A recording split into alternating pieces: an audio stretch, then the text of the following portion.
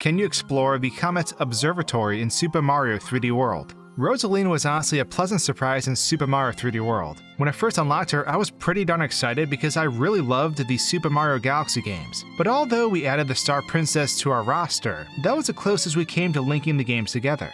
But what if we could go to the Comet Observatory in 3D World? It's in the game, so let's take a look at what happens. You ever go shopping for your next greatest gaming chair and think, wow, this is overpriced? Even though you'd feel like a king, you can't be sure you're getting the best deal out there for your ornate, carved dragon chair. But that's why Honey is absolutely amazing. Honey is a free browser extension that scours the internet for promo codes. It takes 2 clicks to install, and when you're checking out of an online store, it'll pop up and prompt you with coupons it found, instantly saving you money with zero hassle. I've saved quite a bit of money by having Honey double-check products I was buying before I bought them, especially external hard drives to back up my work. Sometimes in the form of coupons, and sometimes by letting me know the same exact product was actually being offered cheaper elsewhere. Honey's been super helpful, so I was excited when they reached out to work together. So if you want to start saving today, go to joinhoney.com/SwankyBox in the description below to get Honey for free. That's joinhoney.com/SwankyBox so they know I sent you over. And a huge thanks to Honey for sponsoring today's video.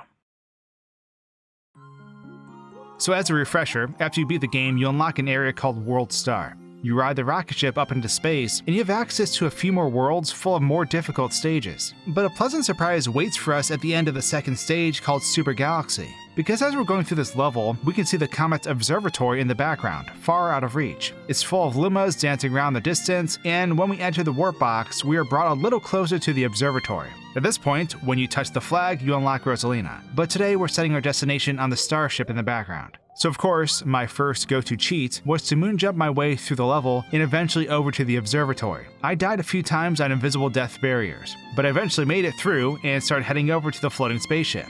But that's when something unexpected happened. As I was closing in on the spaceship, it unloaded before I could get to it. To save on memory, the observatory unloads when not in sight. And even though I was out of bounds, I was still operating on the camera constraints of how the level progresses. Super Mario 3D World's camera operates on a rail system that follows Mario's movement, and I was out of range technically. Even though the observatory unloaded, the Lumas were still here. So although I had no spaceship to land on, I could still sit out in the middle of space by bouncing on their heads. So if I couldn't make it to the observatory, perhaps I could bring the observatory to me. And that's when I discovered something pretty bizarre about this iconic hub world. You see, I always thought the level transition brought you closer to the observatory in the background, and that the other map assets were unloaded until you entered the warp box. But I was wrong. There's actually 2 duplicate Comet Observatories on this map, and both of them are out of bounds past the skybox. Now, they can be seen in front of the skybox because it technically moves with the player, but in sheer distance, they are actually outside of it. If we compare the observatory to the one in Super Mario Galaxy, we can see how much lower resolution this one is. The overall structure is simplified and scaled down.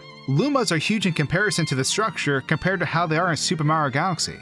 Now, this is to be expected, because this is a background asset, but it's still neat to compare the two.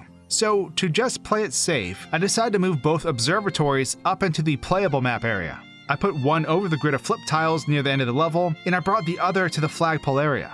Both observatories are actually at a 30-degree angle, so I tried to level out the first one so it was flat. I then booted up the map, activated my moon jump, and then went to the first placement. The unfortunate part is, despite reaching my destination, the observatory could not be walked on. It didn't have any collision, so the only way to actually stand in its presence would be to hover on a Luma's head. A bit disappointing, but also understandable. I mean, it's an unreachable asset after all. Regardless, it was really neat to see this thing up close compared to the more complex version that Galaxy contains. While we're here though, let's cover another weird space oddity. Since we are in a Galaxy-themed level, it only makes sense to try to mess with everything space-related. So let's pull up the one working space vehicle we do have in the game, the rocket ship. So normally this rocket ship serves as transportation between the World 1 area and World Star, and all of the other upper secret areas. But what happens if we take this rocket ship from the overworld map and put it inside of a level? Will it work? Let's find out. Unfortunately, placing the rocket ship within the level just breaks the game on load. Even if we properly link the 2 rocket ships together with a launching and landing link, the game still hangs up on loading because of how the rocket ship is normally activated on the world map. So let's see what we can do on the world map then. Starting off, I decided to rotate the rocket ship on the map to see if it could still be accessed. If Mario tries walking to it in this state, he simply falls through the floor, and after a while it'll warp him back onto solid ground. However, if we jump and mash the A button, we can activate the rocket ship, and it'll shoot off horizontally now instead of vertically. It still allows us to reach our destination, but when we travel back, we actually are expelled out of the rocket and onto some invisible floating geometry beneath the surface of the water. We can walk around for a bit, but can fall off still. Next up, I decided to mess with the other rocket ships. I moved one's location to the underground area and tried accessing it. Upon flying to this rocket ship, the game just soft-locked. I'm not sure if it was because I was landing upside down or because there wasn't a proper loading situation for booting up this underground area. We just had the landing area floating way above the ocean and nothing else around it spawns in. For reference, this is what it should look like if it were to properly load. The underground area would still be present. I also wanted to see what Mario looked like if he was inside a rocket ship. Did the game developers just lock his character model? If we move the camera inside, we can see that Mario unloads as soon as he isn't visible. Kind of a bummer, but it makes sense. For our last tests, I figured I'd make a rocket ship half the size it normally is. It is now too tiny for Mario to actually fit inside, but he's going to try anyways. I've seen cats fit into weirder spots. What's interesting is that by halving the size of the rocket, it also halved the size of its movement path. So now we can see how the rocket normally behaves off camera. Typically, it just shoots straight up and then comes straight down. But we can see the crazy turn this bad boy makes in order to make that happen. Trying to activate a rocket ship and a level at the same time, though, is impossible, unfortunately. We have to choose one or the other. I was really hoping to activate both at the same time, though, because I thought it would wrong warp us or make something really funny happen. But with that, we've exhausted our rocket ship exploration, and our adventure has come to a close. If you like weird exploratory videos like this, consider subscribing now because I love to make them. And until my next video, cheers!